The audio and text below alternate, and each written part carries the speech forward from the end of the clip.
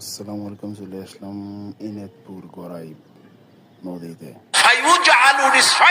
করাত দিয়া ঘষে ঘষে চিরে চিরে জীবিত মানুষকে দ্বিখণ্ডিত করে ফেলে দেওয়া হতো। মা ইয়াসুদ্দুহু যালিকা আন দীনিহি, এত কষ্ট দেওয়ার পরেও আল্লাহর গোলামদেরকে এক চুল জায়গা দিন থেকে সরায় দেওয়া যায় নাই।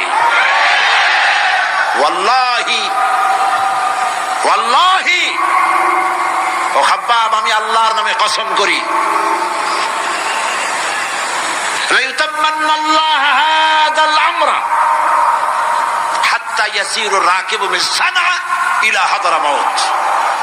আমি আমার আল্লাহর নামে কসম করি। কে কসম করছেন? সুবহানাল্লাহ বলবেন না? রাসূলুল্লাহ কসম করছেন। আমি কসম করি আল্লাহর, সেদিন বেশি দূরে নয় যেদিন ইয়েমেনের রাজধানী সানা